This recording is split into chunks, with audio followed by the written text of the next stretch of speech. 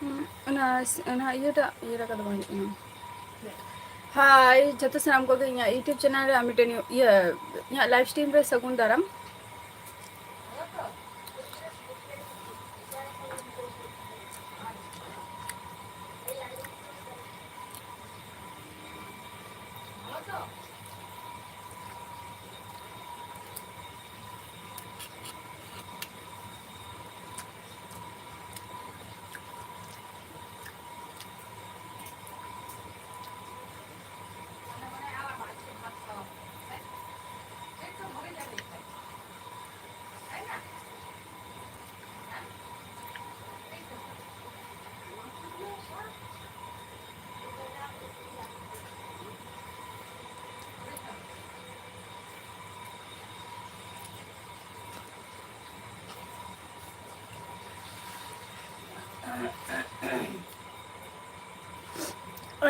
राजकुमार official सगुन दाराम अलिंग live stream रे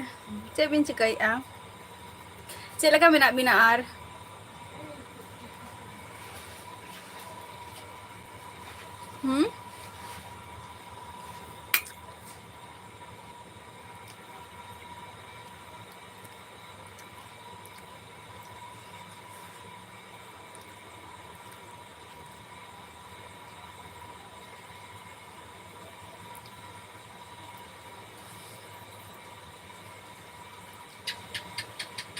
चंद्रा मुर्मू आम तो रोड हो बम रोड़ेआ चंद्रा मुर्मू सुधु हेकते गुड नाइट हेलो हाय लेकते अदो बुझ मिया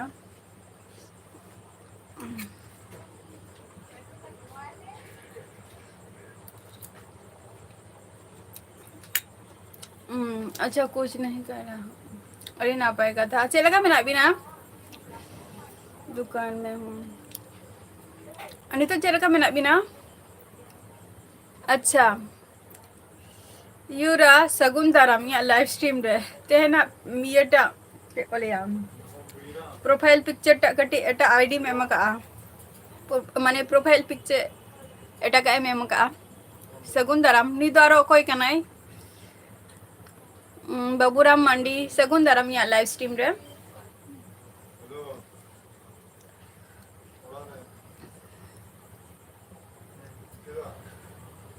बाबूराम चला का मेना मिया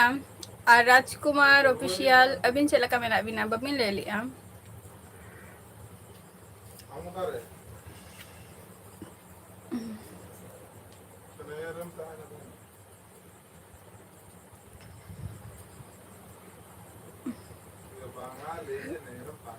अच्छा बस हम तो ठीक है इहो नापाय रे के मिनैया आपातत बाबूराम इन नापाय रे के मिनैया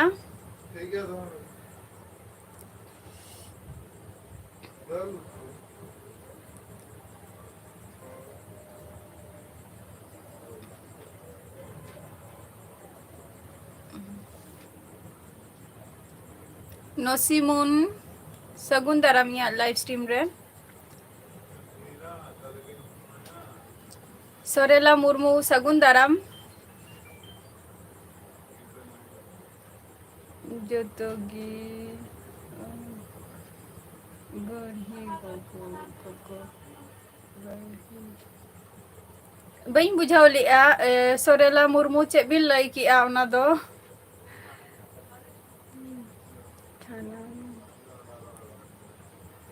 बांगे जम को दो बांग हुई कना यूरा महेश आर की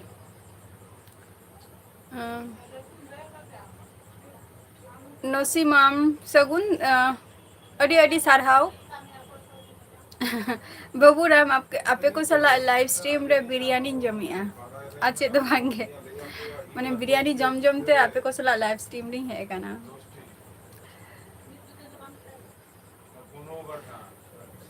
गुलाई मंडी सगुन दाराम अलिंगा लाइव स्ट्रीम रे ओका खुन बिन लई अबिन दो हाय हाय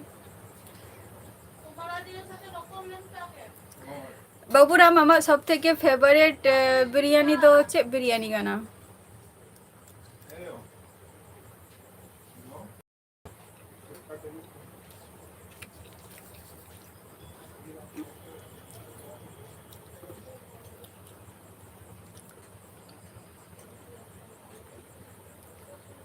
राजकुमार ऑफिशियल ले बिन अबिन तो चेदा बिन थी कना राजकुमार ऑफिशियल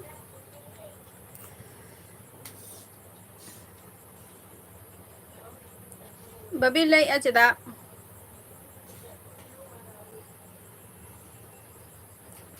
गुलाई मारांडी अबिन तो कखन बिन ले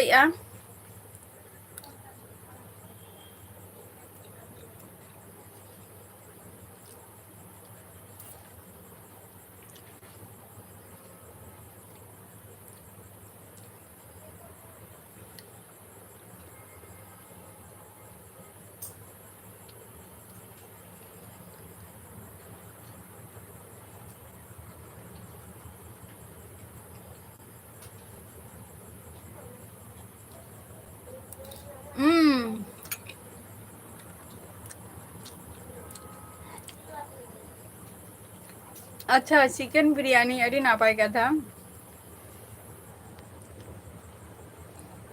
सोरेला मुर्मू चे एम लई की मारांगा जहाँ पुइलू रे जहाँ लई तहे चे एम लई तहे इन दो बइन बुझाव ले आराम दो का खुनेम लई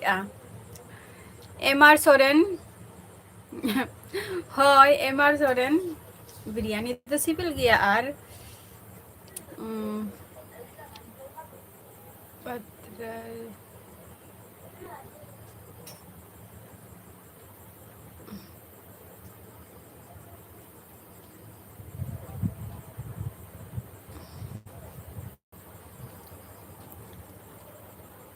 कुनाल सगुन दाराम अलिंग लाइव स्ट्रीम रे ओका खुन बिल लई बिंदो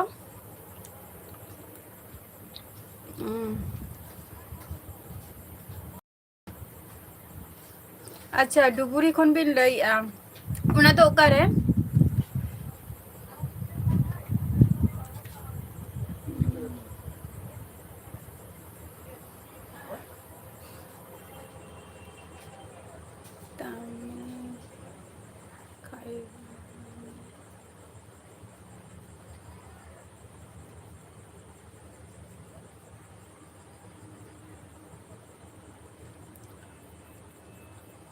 संजीव टुडू जोहर गे पीला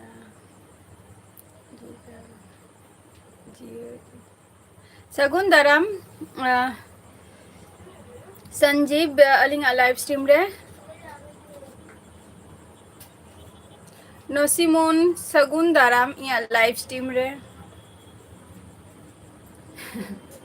in the mutton biryani Baburam in the mutton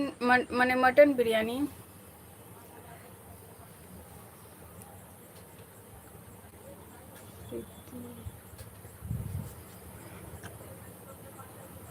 Nanda Soren Alina दीदी आले आले लगी नंदा सोरेन ओका खुन बिन लई है दोहो कई आपे लगी हो अच्छा कुनाल अबिन दो झारखंड खुन बिन लई अड़ी नापाई का था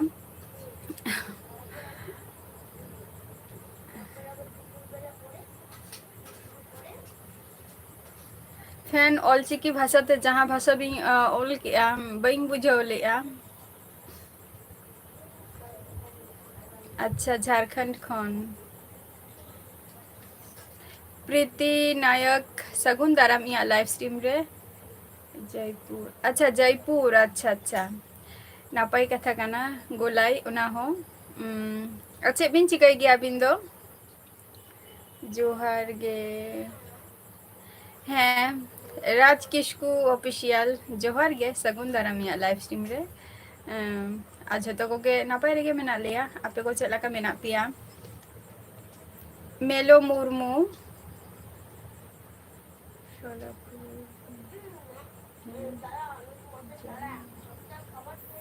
सोलापुर रे बइन बुझाव ले मेला मुर्मू चे एम लई हो चोकी और ओका खुनेम लई कुनाल अबिंदो ओका खुन अच्छा इन दो वेस्ट बंगाल कुनाल अलिंग दो वेस्ट बंगाल नदिया खोलिंग लई प्रीति नायक आम दो ओका खुनेम लई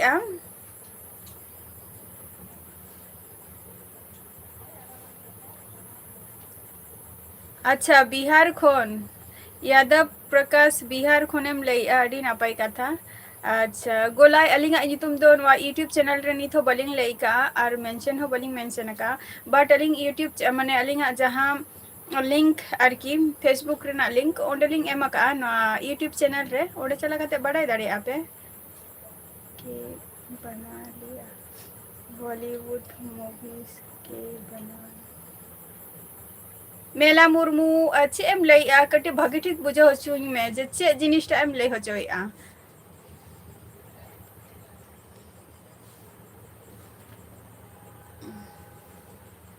जोहार के पेरा जोहार गे संजीव टुडू दीदी एका कविने खेन छे बाबूराम मांडी अवश्य जत को गिंग हुआ पियाना बिरयानी जम दो जेदिन इनको जमाइया इन हिलो एसटी डीजे बाबू इया ᱧᱩᱛᱩᱢ ᱫᱚ ᱱᱤᱛ ᱦᱚᱸ ᱵᱟᱹᱧ ᱞᱟᱹᱭ ᱠᱟᱜᱼᱟ ᱛᱚ ᱥᱚᱢᱚᱭ ᱦᱮᱡ ᱞᱮᱱᱠᱷᱟᱱ ᱚᱵᱚᱥᱥᱳᱭ ᱱᱟ ᱚᱱᱟ ᱦᱚᱸᱧ ᱞᱟᱹᱭ ᱟᱵᱚᱱᱟ यादव प्रकाश अच्छा अड़ी अड़ी सारहाव सीमा मुर्मू सगुन दाराम अलिंगा लाइव स्ट्रीम रे ओरा होर दो चिका अच्छा ओरा होर को तो नापाई गे मेना कुआ बट कटी माने जेटा आंजम के तेहन गे ही आंजम किया जेटा आरकी हातमी कोरा गिद्रा माने भाई आरकी मिटम भाई मेनाया हातमी हपन आरकी कटी उनी गे कटी असुस्थ मेनाया आदो उनी गे तेहन कटी हॉस्पिटल को नेल सेन हुई लेना तो उसरा गेना आबा चला हुआ फेन अलिंग दो बलिंग बुझाव लिया ऑल चिकी भाषा दो शुद्ध अलिंगा ऑल चिकी भाषा दो पूराटा बलिंग बडाया शुद्ध अलिंगा स्पेलिंग टुकु अलिंगा ᱧᱩᱛᱩᱢ सिग्नेचर टुकु इना टुकु गिलिंग बडाया हपन हास्ता सगुन दाराम अलिंगा लाइव स्ट्रीम रे अच्छा बाबूराम हय अवश्य इन हिला दो ओना सुजो ओना समय होना लगन गेना हजुआ आलपे चिंतेया और बाबूराम ओरा हर तीना झल को माने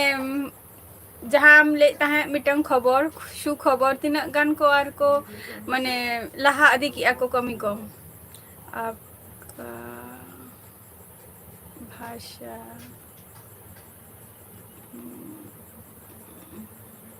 अच्छा यादव प्रकाश इन पूरा हिंदी किंतु बइन बढ़ाया है से अच्छा गोलाई जोहार गे चे बिन चिकाई गया बिन बबी ले लिया गोलाई मांडी अच्छा निये 12 तारीख पे चला आना बा जस्ती दिन तो बांगे नंदा सोरेन मुंबई खोय अच्छा मुंबई रे दो आपे उड़ा कना से मुंबई रे दो आपे उड़ा कना अबिन दो बपला कथा दो बिन उयहर से बाबला कथा उयहर दो कुराल नो जहां कथा बिन लई किया ओना दो ओड़ा होर को मेना कोआ ओना दायित्व दो ओड़ा होर को हताव काना साउते आपे को हो हताव तबो पे ओना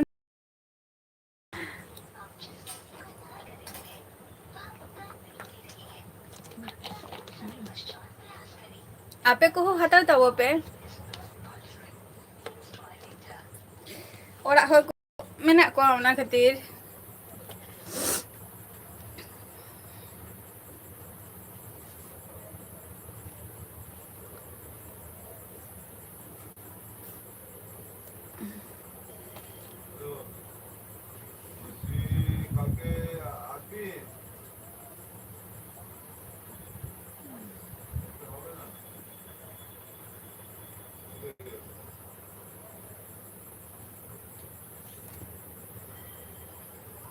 हाँ अच्छा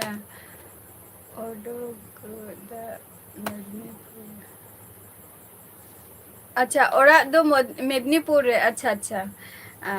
अड़ी नापाई कथा तो मुंबई रे दो कमी आपे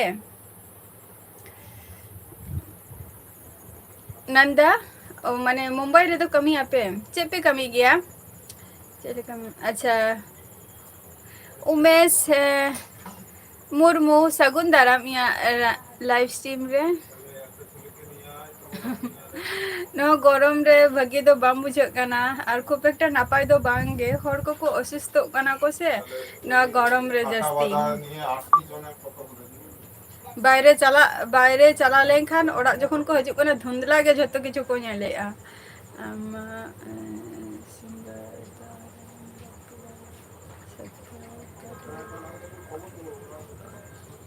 ᱟᱪᱪᱷᱟ ᱥᱚᱧᱡᱤᱵ ᱴᱩᱰᱩ ᱵᱟᱹᱧ ᱵᱩᱡᱷᱟᱹᱣ ᱞᱮᱜᱼᱟ ᱱᱚᱣᱟ ᱫᱚ ᱪᱮᱫ ᱮᱢ ᱞᱟᱹᱭ ᱠᱮᱜᱼᱟ ᱟᱢᱟᱜ ᱥᱟᱹᱜᱩᱱ ᱫᱟᱨᱟᱢ ᱵᱟᱯᱞᱟ অবশ্যই ইয়া সেগুন দারাম যাহা বাপলা বা জামাই কুড়ি হর দো কলে ako যে জামাই কড়া হর দো কলে ako বাপলা ওনা দো তো অবশ্যই বাড়াই হচ্ছে বনাইনা যতদিন আপে কো সালা যদি যেদিন তাহেনা তাহলে অবশ্যই বাড়াই হচ্ছে বনা নোয়া লাইফ রে বা ইয়া নোয়া ব্লগ চ্যানেল রে অবশ্যই বাড়াই হচ্ছে বনা না তোমার লাইফে অনেক দিন আসতে পারবি তার জন্য बांगे बाबूराम जतो हरा मिटम प्रोफेशनल कमी तहन ताकोआ तो प्रोफेशनल कमी मध्य रे जतो हर इया कमी आमा निजे प्रथम हुई खना निजेरा कमी फास्ट कराओ में तारपर जदि समय ᱧᱟᱢᱟᱢ ताहले हजूग में प्रथमत निजेरा कमी जायगाटा सब समय ठीक ठाक दहो हुआ बाद बाकी परेते रेहो कम बेसी बुझाऊ कते रेहो ओना दम हे हो दाड़िया से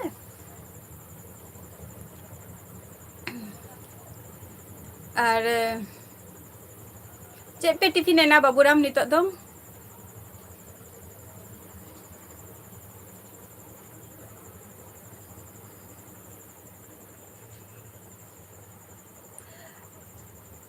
अच्छा पूर्णजीत सोरेन सगुन दाराम अलिंगा लाइव स्ट्रीम रे अबिन दो का खन बिन लाइआ महादेव कुमार सगुन दाराम इया लाइव स्ट्रीम रे আমি তোমাকে দেখেছি দিদি মেলাতে আচ্ছা এসটি ডিজে বাবু ওকা মেলারে মিয়েল কদিঙা ওকা মেলারে नंदा सोरेन मुंबई हाई लाइट अच्छा नापाई कथा कना ओना हाई फील्ड जॉब अच्छा आ तीना दिन धरे ओंडे तो जॉबे आम नंदा सोरेन कुनाल डिनर हुईना से बांग गेम कुनाल अलिंगा डिनर दो बांग हुई कना अलिंग दो 10:30 11टा को शेलिन जम गया नि अलिंगा फिक्स टाइम कना एमएस बीर दिसम सगुन दाराम इया लाइव स्ट्रीम रे कॉलर टीम अच्छा ओना दो एवरीडे नवा बिली को तापुर कॉला को ओना दो केक को एवरीडे के ताहन तापिया 5 ईयर अच्छा ताले ओरा दो तीना माने तीना दिन पर पे हजू गया नंदा सोरेन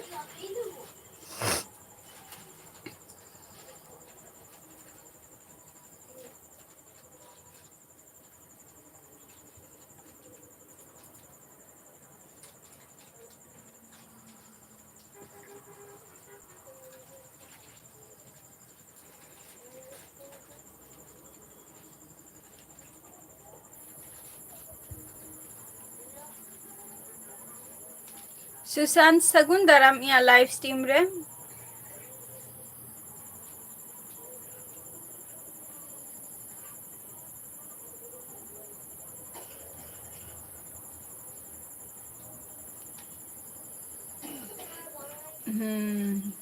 नपाय चीज कना आ सेता रे दो चे पे जम गया सेता रे बाबूराम अच्छा अच्छा मास पर पे हजू गया अड़ी नपाय कथा कना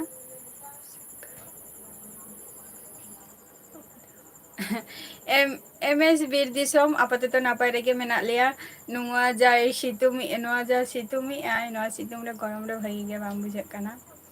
हाय एस के सगुन दाराम या लाइव स्ट्रीम रे मुरमुराज दादा सगुन दाराम या लाइव स्ट्रीम रे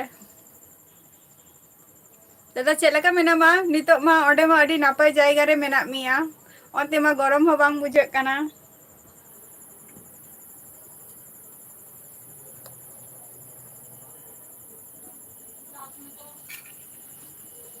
रुचि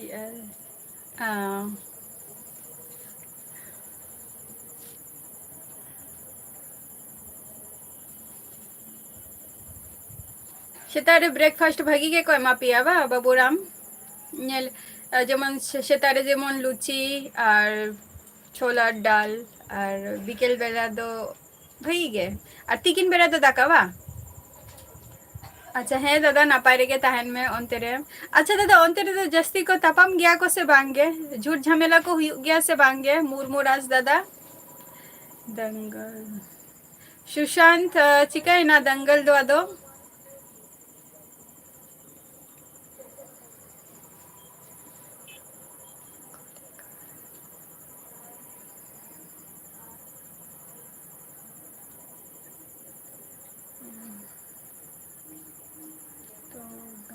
तो मतलब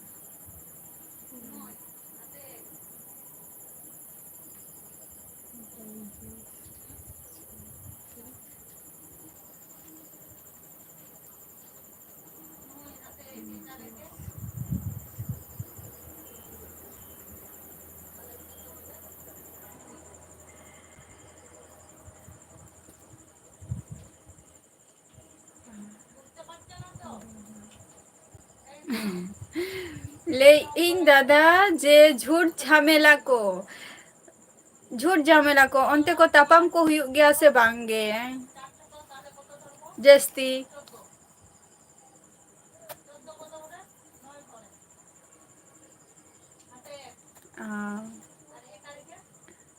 नंदा सोरे अलिंग यूट्यूब दो नित बलिंग लाई क्या ना यूट्यूब चैनल रे दो समय अवरी हजुआ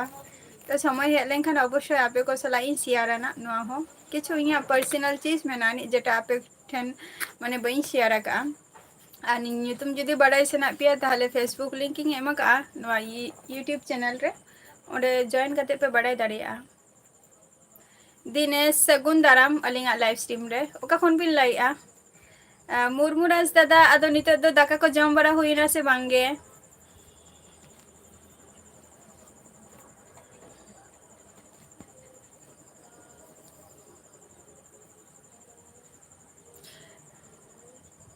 इन तो संताली भाषा तीन रोड करा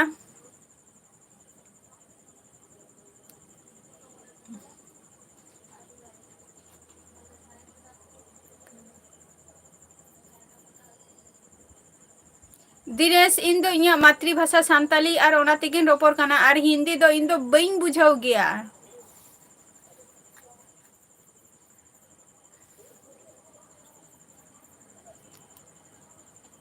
रजिकुल सगुन दाराम या लाइव स्ट्रीम रे इन दो हिंदी बइन बढ़ाई गया रोड बइन बढ़ाई गया हिंदी रोड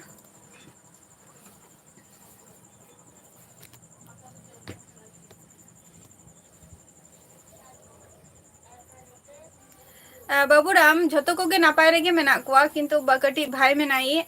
मेनाया जेटा हाथमी हपन आरकी उनी कटी हॉस्पिटल रे कटी मेनाया तो हॉस्पिटल खन तो अगु हुई काना तेहन गे डॉक्टर देखा चला लेना खूब गे माने खूब गे असुस्थ गया कई निंका तो बांग हुई काना अदो कटी इना निया कटी झतो हर कटी परेशान मेना कुआ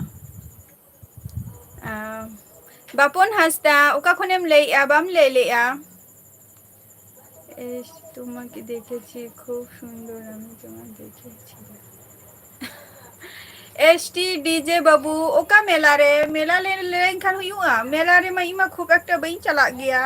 और आम ओका मेला कथा हम लईया ओना तो बड़ाई ही तिया से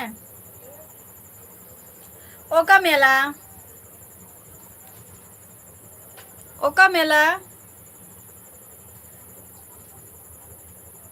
और इन दो बई मेला आम ले लेन खान तो एटा हर को नेला का को पाचे निया हो तो हुई गया से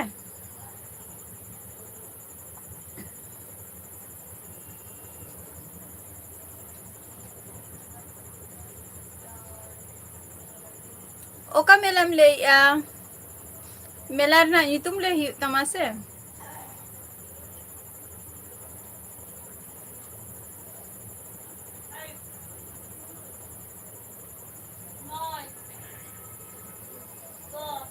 मुरमुराज दादा लाइव रे जदी मेना में खान लाई में बम लाई अचदा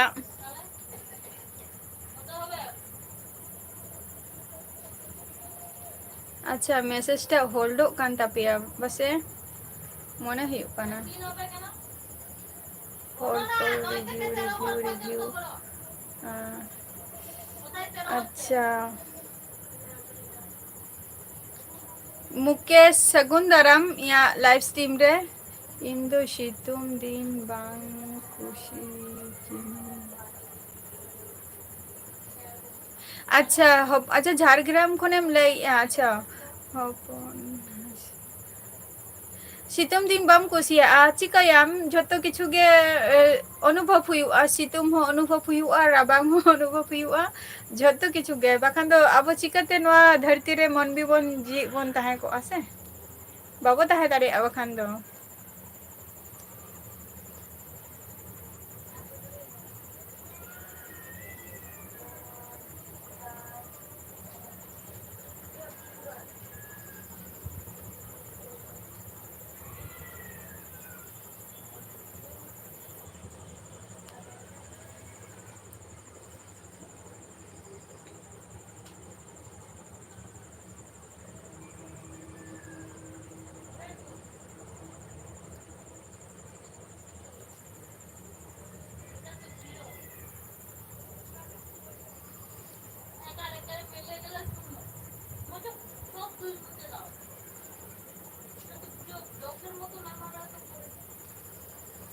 अच्छा अच्छा हपन हंसदा चेम चिकाई गया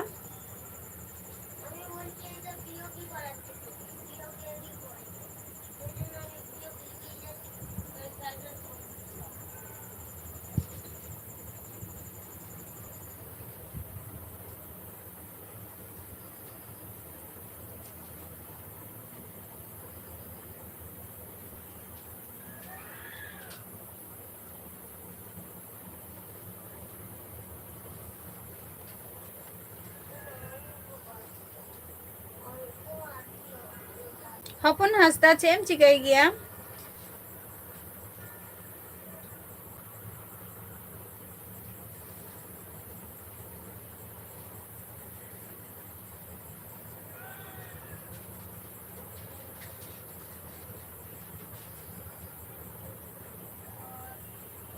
अंशु गुप्ता सगुन दाराम या लाइव स्ट्रीम रे मयंक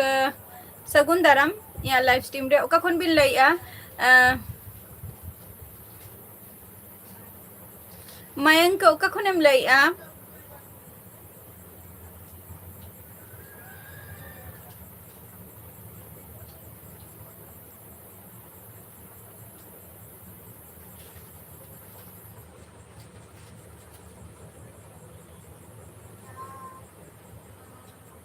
अच्छा स्टूडेंट तीना क्लास लेम स्टडी हपन हंसदा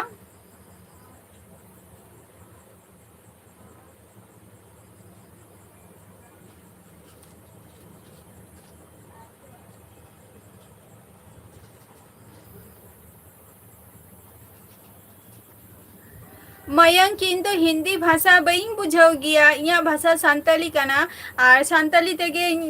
रोड़ा तो हिंदी को तो बइन बुझावा समय सगुन दाराम अलिंगा लाइव स्ट्रीम रे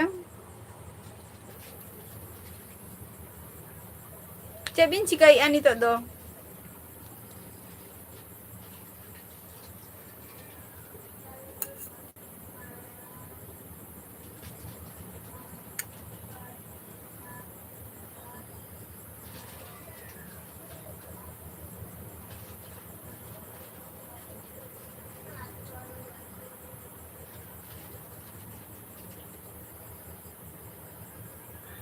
हिंदी तो बइन बुझाव गया अले असुविधा के प्रॉब्लम बनानी हिंदी लेते ओना खातिर अच्छा ड्यूटी रे जम्बरा का बिन से जम्बरा का बिन से ना कना ड्यूटी दो क्या हिंदी में हाँ हिंदी बइन बुझाव गया मेन कथा हुई कोना इना और वेस्ट बेंगल ले तो सांताली को चलुआ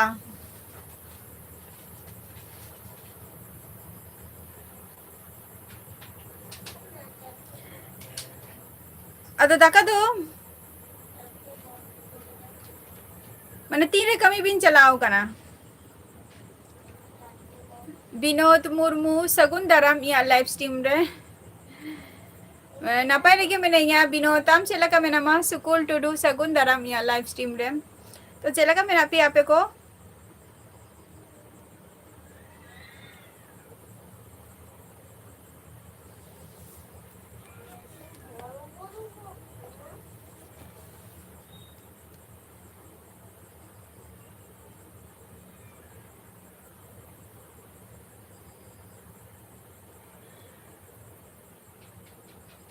अच्छा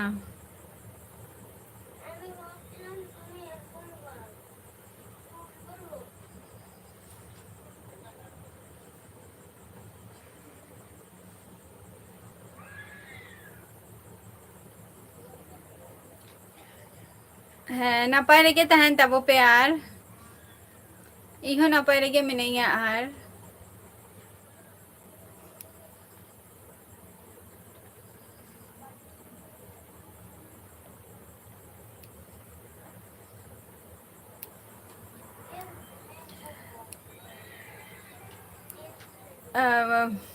मनीष इया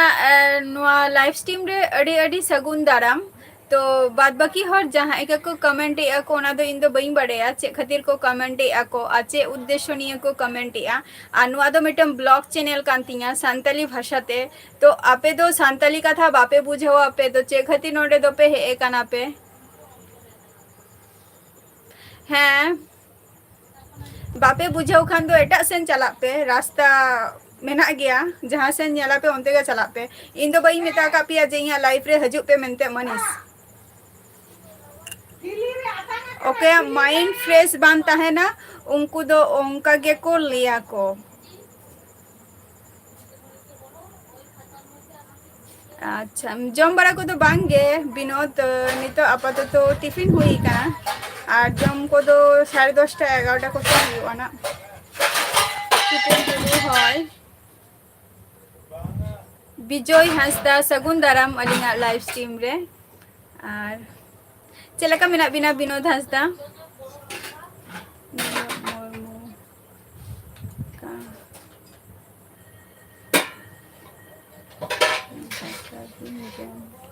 अच्छा नेलो मुर्मू बांगा दाका को तो बइन जमा का दाका को तो बइन जमा का सबे टिफिन कनाई और दाका दो 10:30 11टा क्वेश्चन जम हुआ और अबिन बिन जम क्या से बांगे इन दो नितो ओरा रेगे मिनाइया विनोद मुर्मू इन दो इया ब्लॉग चैनल बा झत्तो किछु गे झत्तो ओरा खन किन स्टार्ट गया बारहे खन दो बांगे लाइविंग कराया इन दो इया ओरा खन गे लाइविंग कराया कखन खा सुगुल टुडू दाका को तो जम हुआ ना परेते परेते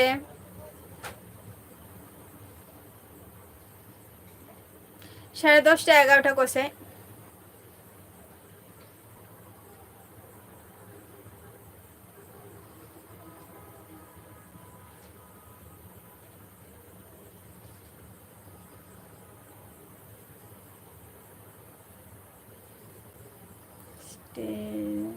stand badai kate beautiful stand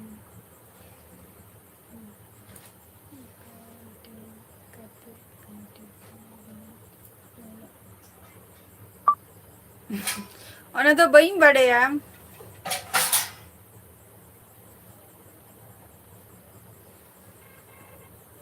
tinata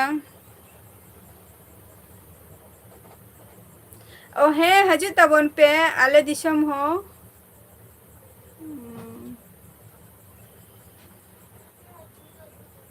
नेलो Murmu चे एम लई कि बई बुझाव ले और हिंदी तो बई बुझाव गया से जेटुकु भाषा माने बुझाव रे ना इनेटुकु बुझाव के बाखान तो बई बुझाव गया हजू तबन पे ना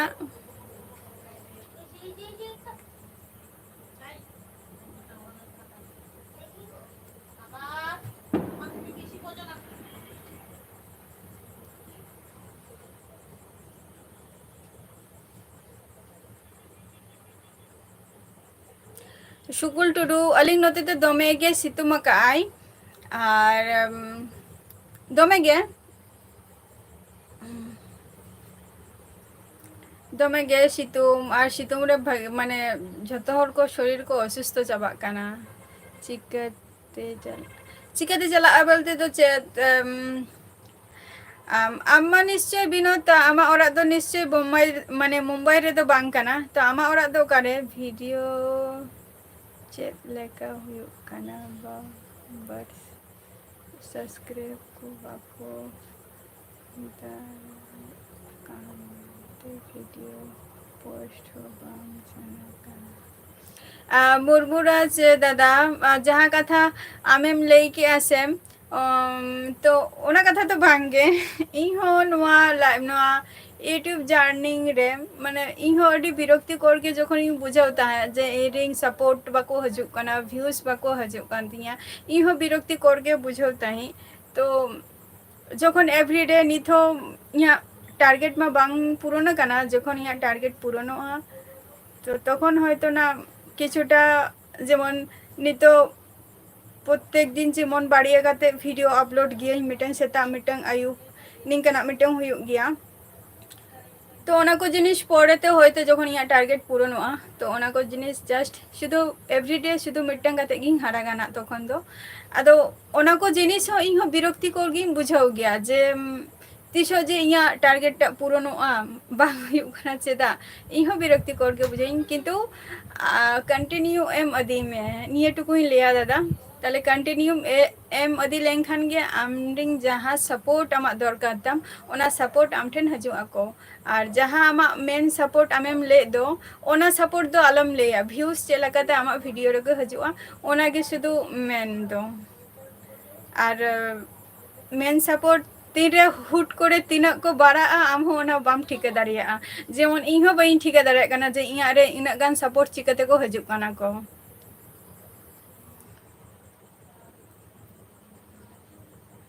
अच्छा वेस्ट बेंगल रे जदी मेना मिया तहन गयाम ताहले खान दो आम तो नोते माम हे दारिया आई महिले यानो कोलकाता खोय जेटा कोले कोलकाता सियालदा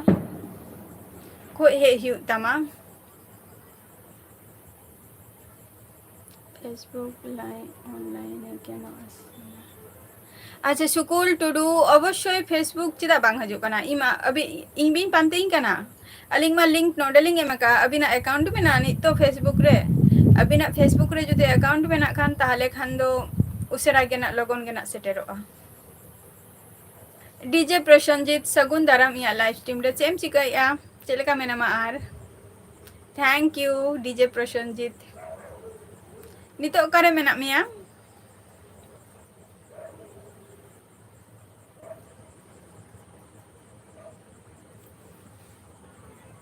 তোমাদের ওখানে ঘুরতে আলে না তুমি হেলে না ওকারেম হেলে না ওকারেম হেলে না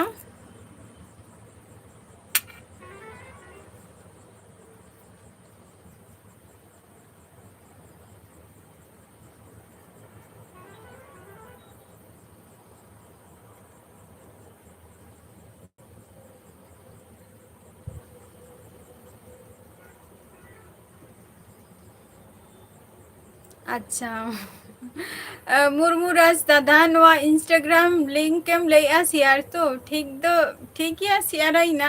किंतु कथा हुयु कना जे इंस्टाग्राम रे इन वीडियो खूब एकटा बई एम गया मेटा यूट्यूब ठीक मतो बई चलो दाड़े कना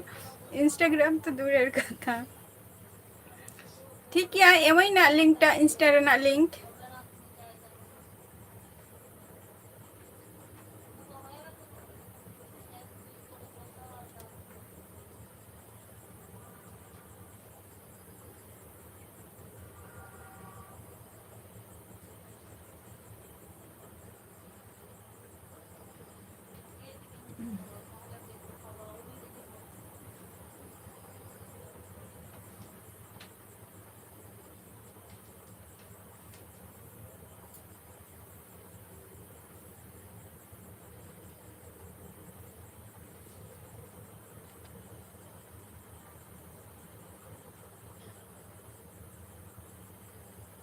इंस्टा रेना लिंक इन एमाना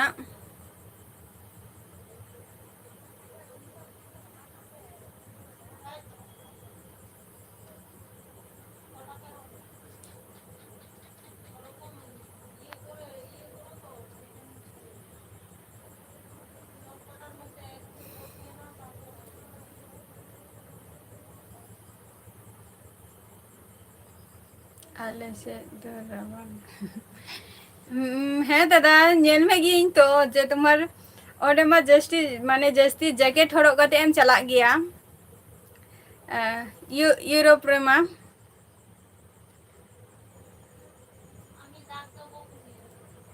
दमे के रबांग गया है से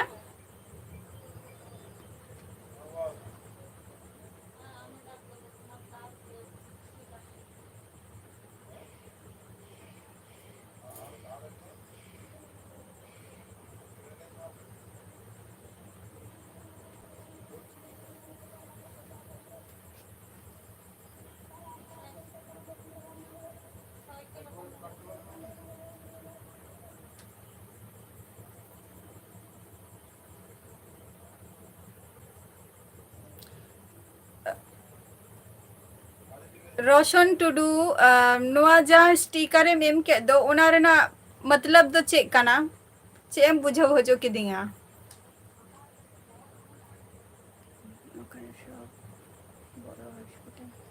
एम्स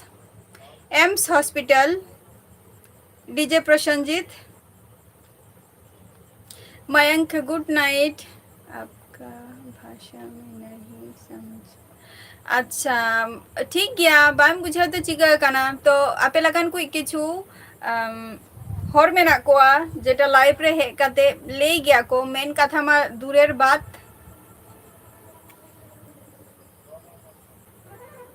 तो ओना खातिर इन तो हिंदी ते बही रोड़ गया और नुआ चैनल तो इया ब्लॉग चैनल कांतिया से नोडे हिंदी ले रेना प्रश्न के बारा कप कांतिया इया मातृभाषा जेटा सांतली ओना तेके इंदी रोपोर काना और ओना तेके नुआ ब्लॉग हो मेनातिया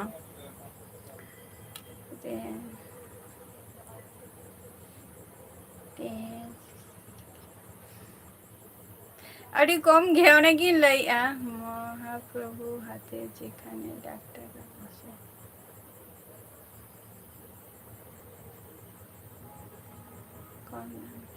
अच्छा अच्छा अच्छा गांधी गांधी अच्छा गांधी हॉस्पिटल अच्छा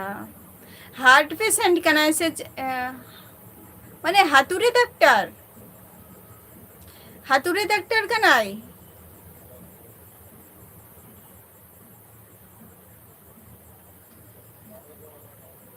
होय तो हातुरे डॉक्टर तो माने हॉस्पिटल तो बापे चलाओ कना बा गांधी हॉस्पिटल तो बांगे ओको चिका कनाई डीजे प्रसंजित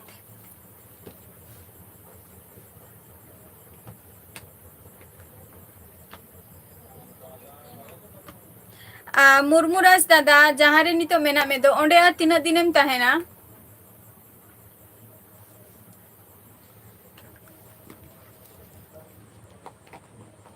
हिंदी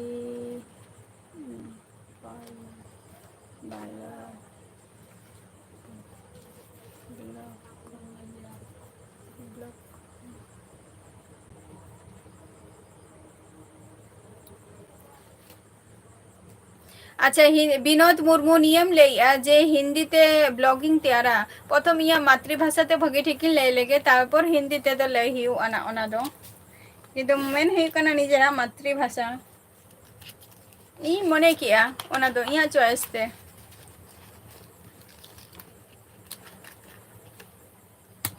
दो दिन धरे छिलाम ओ बार दिन धरेम ताहले ना हा चिका गनाम डीजे प्रसंजित चिका कनाम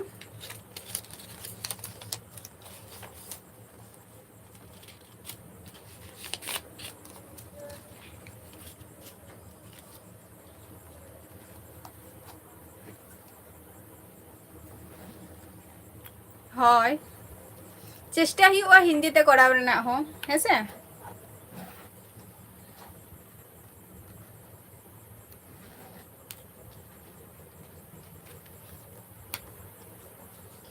ᱪᱮᱫ ᱯᱮ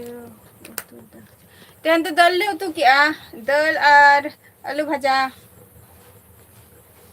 ᱫᱟᱹᱞ ᱟᱨ ᱟᱹᱞᱩ ᱵᱷᱟᱡᱟ। ᱟᱪᱪᱷᱟ, ᱡᱟᱦᱟᱸᱭ ᱚᱞᱪᱤᱠᱤ ᱵᱷᱟষᱟ ᱛᱮᱵᱤᱱ ᱚᱞ ᱟᱠᱟᱜᱼᱟ, ᱵᱟᱹᱧ ᱵᱩᱡᱷᱟᱹᱣ ᱫᱟᱲᱮᱭᱟᱜ ᱠᱟᱱᱟ ᱡᱮ ᱪᱮᱫ ᱵᱤᱱ ᱚᱞ ᱟᱠᱟᱜᱼᱟ। ᱤᱧ ᱫᱚ ᱳᱭᱮᱥᱴ ᱵᱮᱝᱜᱚᱞ ᱱᱚᱫᱤᱭᱟ ᱠᱷᱚᱱᱤᱧ ᱞᱟᱹᱭᱮᱜᱼᱟ। ᱟᱹᱵᱤᱱ ᱫᱚ ᱚᱠᱟ ᱠᱷᱚᱱ ᱵᱤᱱ ᱞᱟᱹᱭᱮᱜᱼᱟ? ᱟᱹᱵᱤᱱᱟᱜ ᱧᱩᱛᱩᱢ ᱫᱚ ᱪᱮᱫ ᱠᱟᱱᱟ ᱟᱨ?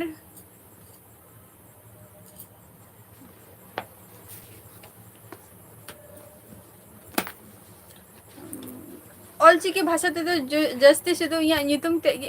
ᱧᱩᱛᱩᱢ ᱫᱚ ᱵᱟᱝᱟ, ᱵᱚᱞᱛᱮ ᱜᱮᱞᱮ ᱤᱧᱟᱹᱜ ᱥᱤᱜᱽᱱᱮᱪᱟᱨ ᱴᱩᱠᱩ ᱜᱤᱧ ᱵᱟᱰᱟᱭᱟ। ᱟᱪᱪᱷᱟ, ᱵᱳᱠᱟᱨᱳ ᱠᱷᱚᱱ ᱵᱤᱱ ᱞᱟᱹᱭᱮᱜᱼᱟ, ᱟᱹᱰᱤ ᱱᱟᱯᱟᱭ ᱠᱟᱛᱷᱟ।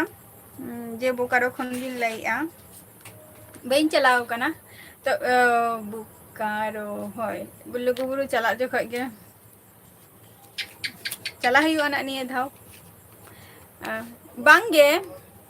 ᱰᱤᱡᱮ ᱯᱨᱚᱥᱮᱱᱡᱤᱛ ᱵᱟᱝᱜᱮ, ᱡᱚᱢ ᱠᱚᱫᱚ ᱵᱟᱝ ᱦᱩᱭ ᱟᱠᱟᱱᱟ। ᱡᱚᱢ ᱦᱩᱭᱩᱜᱼᱟ ᱱᱟᱜ। ᱩᱥᱟᱹᱨᱟ ᱜᱮ ᱡᱚᱢ ᱦᱩᱭᱩᱜᱼᱟ। ᱴᱟᱭᱤᱢ ᱟᱹᱣᱨᱤ ᱦᱩᱭᱩᱜᱼᱟ ᱥᱮ, ᱚᱱᱟ ᱠᱷᱟᱹᱛᱤᱨ ᱩᱱᱟᱹᱜ ᱞᱚᱜᱚᱱ ᱦᱚᱸ ᱵᱟᱞᱮ ᱡᱚᱢᱮᱜᱼᱟ। ᱤᱧ ᱫᱚ ᱵᱟᱥ ᱥᱤᱜᱽᱱᱮᱪᱟᱨ ᱚᱞ ᱠᱟᱹᱫᱟᱹᱧ। ᱤᱧ ᱦᱚᱸ ᱵᱟᱥ ᱥᱤᱜᱽᱱᱮᱪᱟᱨ ᱛᱮ ᱚᱞ ᱠᱟᱹᱫᱟᱹᱧ। ᱪᱮᱫ ᱛᱟᱵᱤᱱ ᱧᱩᱛᱩᱢ ᱫᱚ? ᱵᱟᱹᱧ ᱵᱟᱰᱟᱭᱟ, ᱚᱱᱟ ᱠᱷᱟᱹᱛᱤᱨ ᱜᱤᱧ ᱠᱩᱞᱤᱭᱮᱫ ᱵᱤᱱᱟ।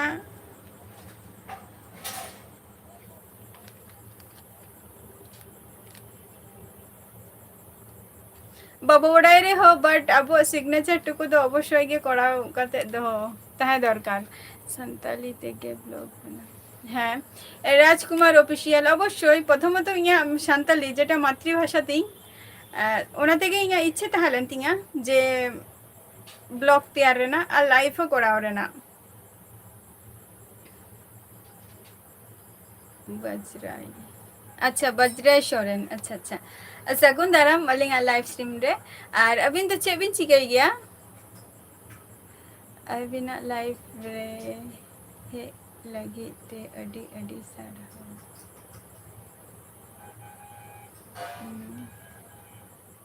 ᱟᱪᱪᱷᱟ ᱠᱩᱱᱟᱞ, ᱟᱪᱪᱷᱟ ᱠᱩᱱᱟᱞ, ᱟᱹᱵᱤᱱ ᱪᱮᱫ ᱵᱤᱱ ᱪᱤᱠᱟᱹᱭᱟ ᱵᱟᱹᱵᱤᱱ ᱞᱟᱹᱭ ᱞᱮᱜᱼᱟ?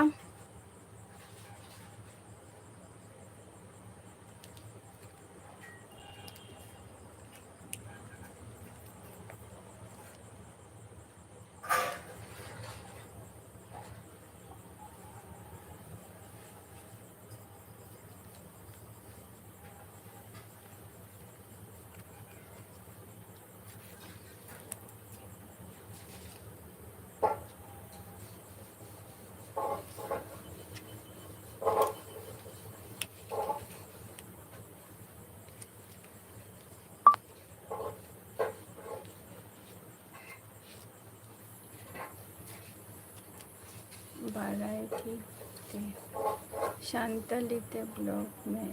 अच्छा, बेंगली बांग्ला आम बाडाय। অবশ্যই বিনোদ মুর্মু, বাংলা দিন বাড়াই গিয়া, কিন্তু বাংলাতে হো ইন খোঁজ লেনখান ব্লগ ইন তিয়ার দারে কিয়া, কিন্তু বাংগে যেহেতু ওয়েস্ট বেঙ্গল রে দो বেঙ্গলি गे चलुआ नोडे दो। আর বাংলা বাংলা তো ভাগে ঠিকই বাড়ায়া, সান্তালিতে ব্লগ মে সান্তালি বাং বাড়াই ঠিক তে।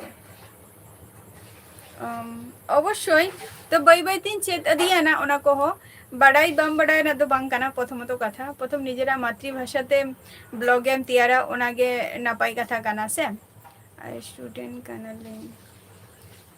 বিটেক রানিং তে চালাক কানা।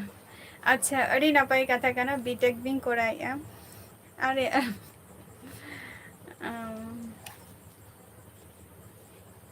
নিয়ে পর হো আরো মানে ᱪᱮᱫ ᱠᱚ ᱞᱟᱹᱭᱟ, আরো ᱯᱟᱲᱦᱟᱜ ᱜᱮᱭᱟ ᱵᱤᱱ? বিটেক কমপ্লিট ᱠᱟᱛᱮ আরো ᱵᱤᱱ ᱯᱟᱲᱦᱟᱜ ᱜᱮᱭᱟ ᱥᱮ ᱪᱮᱫ ᱵᱤᱱ ᱪᱤᱠᱟᱹᱭᱟ বিটেক করাও ᱠᱟᱛᱮ? কমপ্লিট লেনখান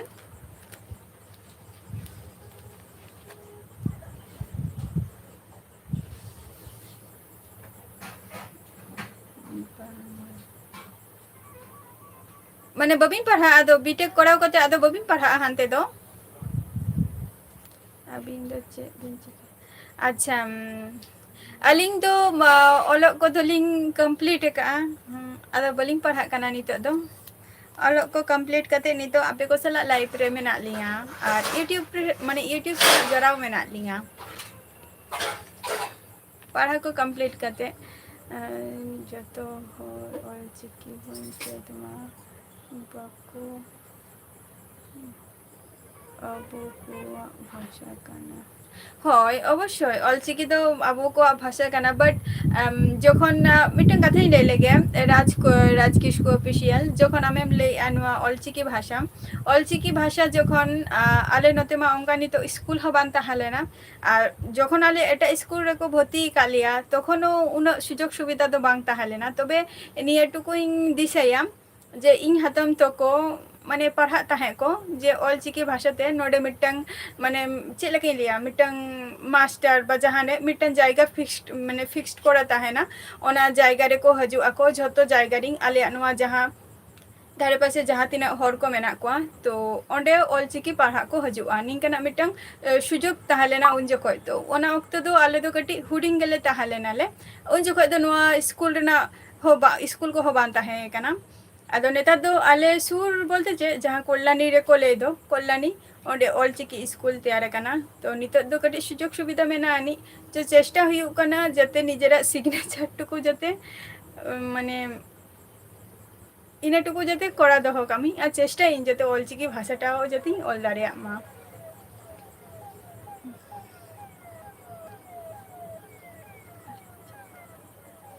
ᱟᱪᱪᱷᱟ ᱡᱟᱹᱥᱛᱤ ᱫᱚ ᱵᱟᱝᱜᱮ ᱮᱢ.ᱮ. ᱛᱚᱠ ᱞᱤᱧ ᱯᱟᱲᱦᱟᱣ ᱠᱟᱱᱟ ᱟᱫᱚ ᱵᱟᱹᱞᱤᱧ ᱯᱟᱲᱦᱟᱣ ᱠᱟᱱᱟ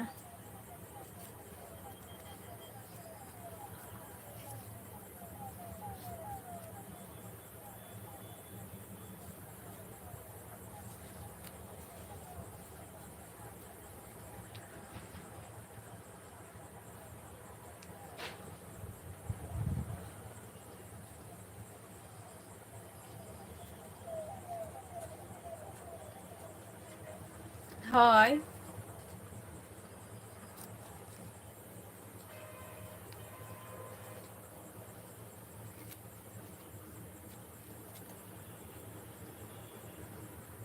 मंगल मुर्मू सगुन दाराम अलिंग लाइव स्ट्रीम रे आले से हो ऑलचिकी बनुआ और झोतो जायगा रे तो बचु का छको झोतो दो आरकी अदो नेतार नोडे तो मिटिंग नेले जेटा कोल्लानी रे आरकी तो ओंडे स्कूल को तैयार का तो ओंडे मोटामुटी बाहरे कोडिंग को नोडे को ऑलचिकी पढ़ा को हजु कना को मेस सिस्टम का को स्कूल सिस्टम का को झोतो मिटिंग सुजोग सुविधा मेनानी आरकी नोडे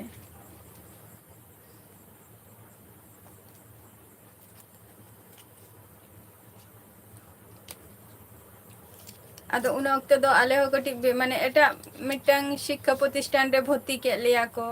नेक्स्ट दिन लगी दो बिन चे बिन उइहेर दा अच्छा कुणाल अलेलिंग खोजे काम जे जॉब खातिर माने जॉब जदि नाम खानेलिंग जॉब खातिर मा प्रिपरेशन हुयुग कान गिया कुणाल जॉब खातिर मा प्रिपरेशन हुयुग कान गिया जदि जॉब फर्स्ट ऑप्शन तो जॉब गिलिंग दो हो काम जदि जॉब जदि नाम खानेलिंग चेष्टा मा तहन गया হয় যদি চেষ্টা মা তাহেন গিয়া ওনা যদি লিং নাম খানে মা নাপাই কথা আর সেকেন্ড অপশন তো নিয়েলিং দো का যে আপে को सला यूट्यूब रे ताहे आर की सेकंड ऑप्शन तो निया कान तलिंगा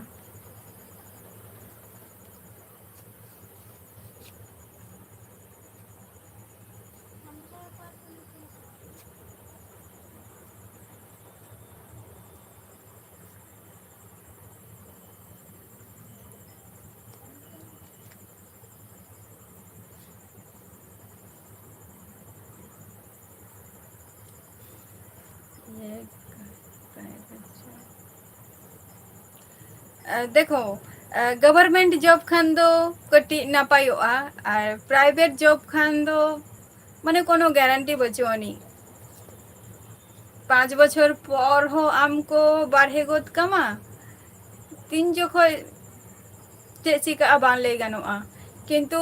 गवर्नमेंट जॉब दो मिटंग माने सरकारा खाता रे मिटन ᱧᱩᱛᱩᱢ आरकी ऑलेन तिंगा इन इंका मिटन ताले ओना दो आदो ताहेना बाय चांस ली कथा हो जुदी जेमन आले गरम बुडी तको इन लिया जे उनको उनको तो अलग पढ़ा को बाको पढ़ाओ कना उनको तो बिना पढ़ा तेगे होहो काते चक्री को एम का को आ निथो गरम बुडी तो मेनाई गे तिंगा उनको को नितो दुरु दुरु माने पेंशन को ᱧᱟᱢᱮᱜᱼᱟ मिद दिन हिला सरकार ठेन को खटाव लेना को ओना खातिर के नितो दुरु दुरु माने आको पेंशन पैसा को तुलाई आको निया मिटंग भागी मिटंग रूल्स भागी मने गे तो मिटंग निर्दिष्ट मिटंग रूल ताहे दरकार जाते इया आगाम दिन रे चला जखो जाते इया सुजोग सुविधा जाते तहन दिन मा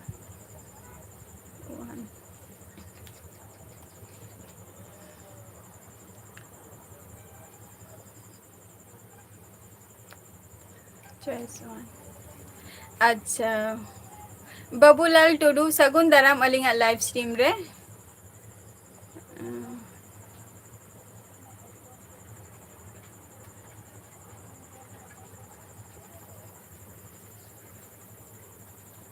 चॉइस गवर्नमेंट जॉब गिन चॉइस है चॉइस खान दो प्राइवेट दो बांगे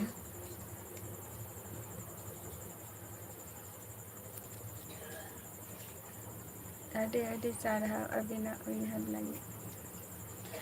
হয় কিন্তু উইহার দো নিয়ে খাতির গে যখন জিনিসটা যখন মানে ফিলাম তখন গে নিয়ে को জিনিস তো অটোমেটিকলি हजुआ মানে জিনিস যদি অঙ্কনা দৃশ্য को যদি তাহনা সে সুর করে তো উন যখন নিয়ে को দৃশ্য দো নিজেরা মিটাং উইহার हजुआ যে বাঙা নিয়ে को জিনিস পুইলু করা দরকার ডব্লিউবি में इजी तो गवर्नमेंट जॉब अच्छा डब्ल्यूबी तो ठीक गया वेस्ट बेंगल जहाँ कथा भी लई के उना तो ठीक गया तो ओना रे हो अडिगन गे जहाँ पुइसे तको बोलो कना अंजम का अबिन से बांगा बइन पड़े आना वेस्ट बेंगल रेना खबर जहाँ नी तो प्राइमरी टीचर को बोलो कना को पुइसे ते तो उनको हो नी तो को बारहे को आको उनको चक्री हो चला कना पुइसे तको बोलो कना जहाँ उनको को उडुगे को आको और जहाँ उनको टाइम रे को बोलो कना को माने एग्जाम को एम बड़ा करते उनको को बातिल को ताहले ओना रे जॉब रे फायदा दो चे हुईना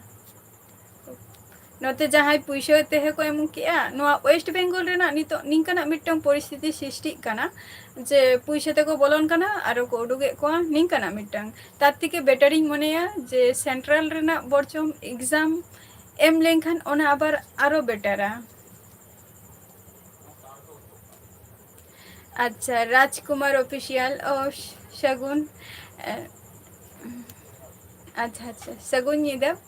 दाका को जम बारा काते जापिता बपे ओना दो ऑल इंडिया रे डोनेशन ऑल इंडिया रे हुयु कान रे हो बट मिटंग सिक्योरिटी ताहे दरकार तिन जे इन जखन नोआ जखन इन एमिया तो भागी ठीक जाते हुयु तिन मा जाते आलो को आउट दाड़ियाँ मा इंक आरकी तो इन मने जे सेंट्रल के बेटारा निजेरा एग्जाम निजेरा ये काते जिसमें किंतु वेस्ट बेंगल रे तो नोआ जिनिसटा तो प्रचुर परिमाणे हुयु काना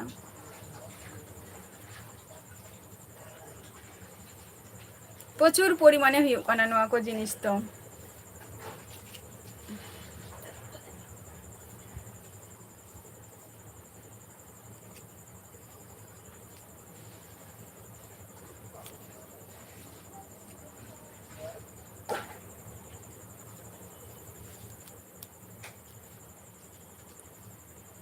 और प्राइवेट जहाँ कथा भी लई आसे जे प्राइवेट जॉब प्राइवेट हो है झारखंड ना जे जेपीएससी है निया खबर हुई आजम का झारखंड ना जहाँ रिसेंटली जेटा माने एग्जाम हुई ना से ओना रेना मिटंग वीडियो फुटेज अलिंग ठेन हे लेना जेटा एग्जाम एम टाइम जे हर चलका काते ओंडे माने चेल लिया टुकली आरकी टुकली काते को झतर एग्जाम एम को चला कना आंसर सीट को इदी काते को चला कना उना को हुई नेला का पेपर लिंक हुई हां अंजम कई नो खबर दो अवश्य इन ठेनो वीडियो फुटेज ता लेना इन गवर्नमेंट जॉब यानी खाता government job paper billing in private job resign करते गवर्नमेंट जॉब पेपर अड़ी नापाई कथा ओना हो ओना कथा ओना मा अड़ी आरो नापाई कथा काना अवश्य ओना मा कोराव गे दरकार काना आदो जहाँ ओने चेक को लेम जे जेपीएससी रेना जहाँ ओना मा पेपर लिंक कान गया और जतो नेला का को ओना दो और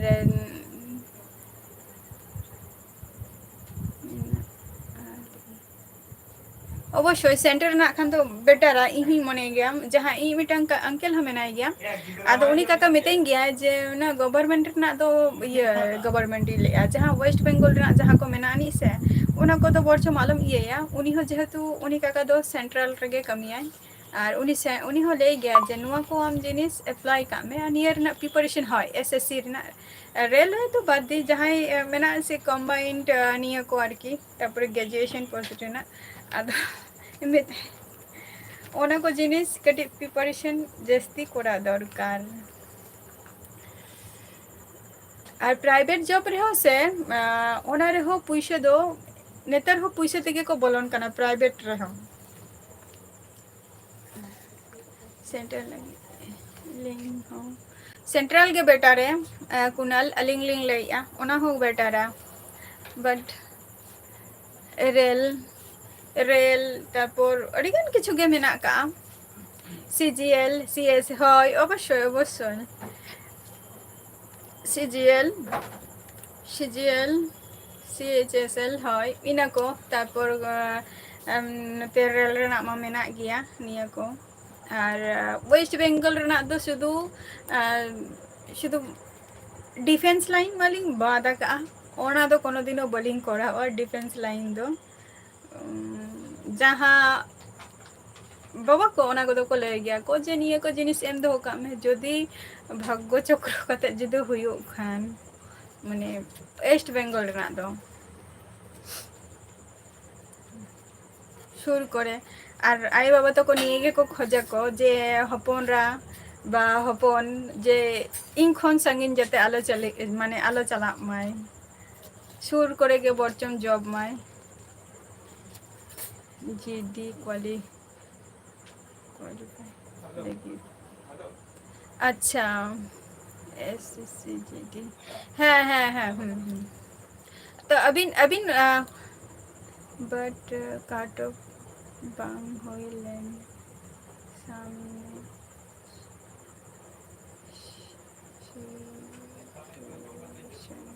सिचुएशन अच्छा হয়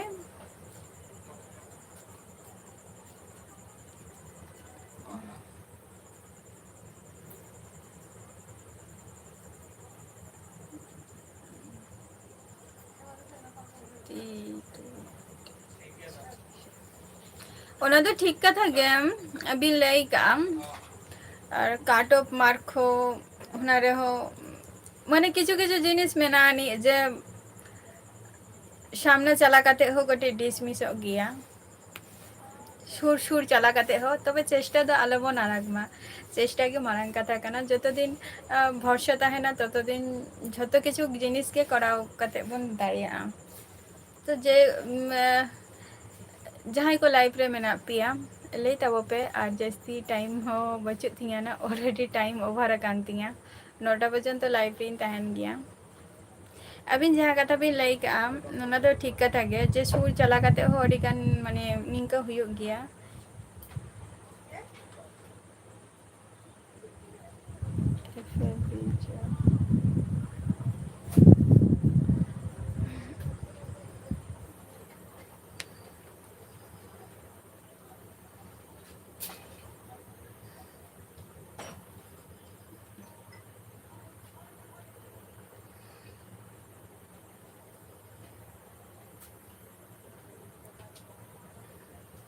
अलिंगा फेवरेट जॉब तो सेंट्रल कना सेंट्रल ओना के जस्ती लिंग खोजा जे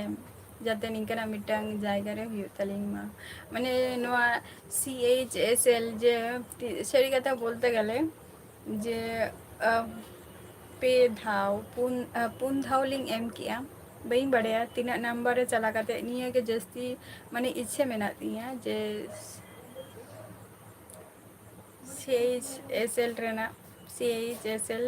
ओना एग्जाम टा माने जते क्वालिफाई दाड़े मा इना के मिटन चेष्टा में तिया और ओना गे इया फेवरेट जॉब काना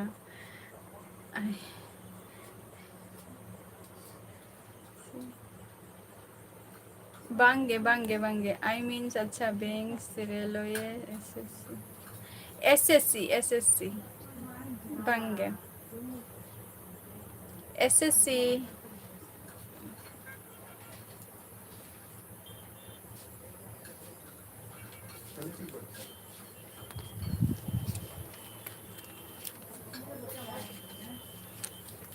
अच्छा जहाँ को तेहन लाइव रे पे है ना बेस्ट ऑफ लक अवश्य बिना मेहनत लगी अवश्य जयपुरी मने लिंग लिंग ले आज जयपुरी मने नवा यूट्यूब रे हो टाइम लिंग एमिया इना टाइम हो लिंग प्रिपरेशन लगी हो टाइम लिंग एमिया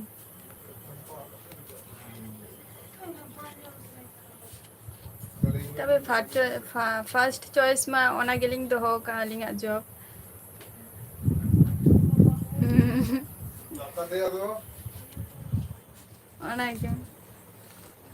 अलिंग दो का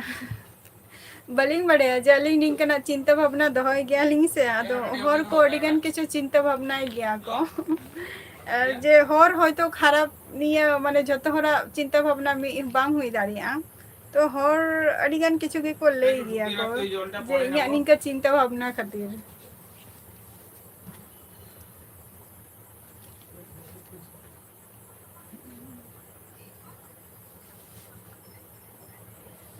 और कुड़ी हपन मजबूत जेबन चाकरी एमन कोनो कथा तो बांग कान गया तबे कुड़ी ले गया को जे कुड़ी हपन मा एटा ओरा रे चला लेन खान गे होइना जे जेटा एटा ओरा चला लेन खानो निजेरा मिटंग लाइफ रे जदी कोनो किछु जदी कराव कते जदी सामने से जदी लहा दाड़ी आय ओना मा नपाई कथा कना से क्वेश्चन ठीक किया हिजुक कना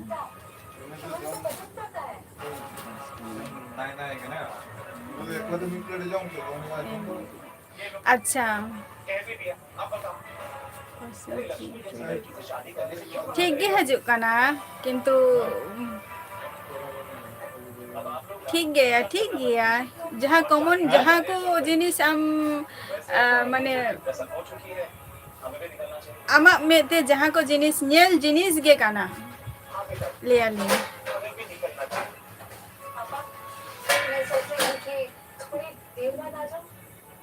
अवश्य मैथ दो अडी स्ट्रांग गया अलिंग दो मैथ रे गेलिंग कमजोरी गया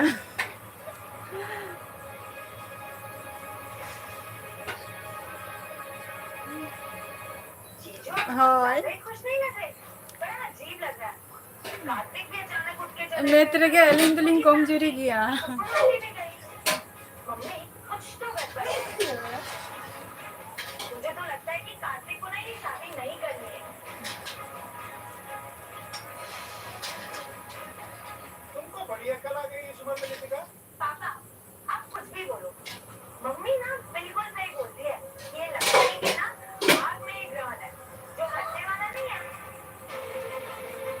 इसका सिलेबस बहुत छोटा है ना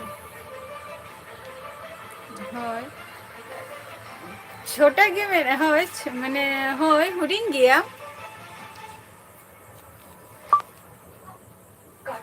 হুডিং গিया बात कर अच्छा लगा हाजी ताबोबिन अच्छा कुनाल और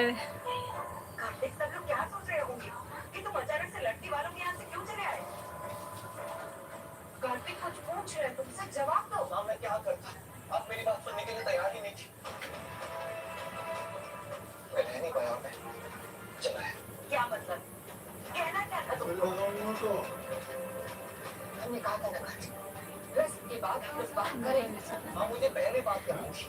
बाद में करके क्या करता हूँ ओके ठीक गया तेन दो इना गे बन रोपरा टाइम अक्तो हो चाबा हेना जस्ती 10 मिनट एक्सटेंड हताव किया गापा हजु तबन पेना तबे अडी अडी सारो अबिना इहे लगे अडी अडी गे Are your FB ID written? Sagun nyinda. Acha, aling no Facebook link link emaka alinga ID ta Facebook link. No YouTube link link emaka nyel tabo binna ar onde ge join tabo pe jhoto koge tudu kora ar inya okto to chaba he ena nito do. ᱟᱹᱰᱤ ᱜᱟᱱ ᱜᱮ ᱜᱚᱞᱯᱷᱚ ᱦᱩᱭᱱᱟ ᱱᱟᱯᱟᱭ ᱱᱟᱯᱟᱭ ᱜᱚᱞᱯᱷᱚ ᱠᱚᱜᱮ ᱦᱩᱭᱱᱟ ᱛᱚ ᱜᱟᱯᱟ ᱟᱨᱚ ᱦᱤᱡᱩᱜ ᱢᱮᱱᱟᱜ ᱴᱩᱰᱩ ᱠᱚᱲᱟ ᱦᱮᱸᱥᱮ ᱟᱨ ᱵᱟᱡᱽᱨᱟᱭ ᱥᱚᱨᱮᱱ ᱜᱟᱯᱟ ᱱᱟᱜ ᱦᱤᱡᱩᱜ ᱛᱟᱵᱚ ᱵᱤᱱ ᱟᱨᱚ ᱤᱢᱯᱚᱨᱴᱮᱱᱴ ᱡᱤᱱᱤᱥ ᱠᱚᱜᱮ ᱵᱚᱱ ᱨᱚᱯᱚᱲᱟᱵᱚᱱ ᱴᱷᱤᱠ ᱜᱮᱭᱟ ओके कुनाल जोहार गे सगुन निंदा आज जो को इया जहां तेहन इया लाइफ रे आरकी नवा नवा हर को पे हे कना अडी अडी सारहाव नोंका गे हजित ताबन पे सुर रे और आपे को सला निंका गे नापाय नापाय कथा जहां को जिनिस इन बाइन बडे तो आपे ठेन कोन ओना को जिनिस इन बडाया और इन जहां जिनिस इन माने ओका जिनिस बाबे बडाया तो ओना को जिनिस इन ठेन कोन आरकी बडाय ᱧᱟᱢᱟ पे अडी भागी तहना सम्पर्क हो और जो को नपाय रेगे तहन ताबो पे और बाद बाकी वीडियो को मैं अपलोड का गया ब्लॉग वीडियो को जो को नेल ताबो पे ना जुदी पे कुसिया खान थाले खान अवश्य लाइक ताबो पे और तेहना एपिसोड तो नोडे गी मुचादिया नेक्स्ट एपिसोड रे आबार आपे को सलाह ना इन तहना 8टा खय 9टा तो तेहन दो टाटा बाय बाय गुड नाइट।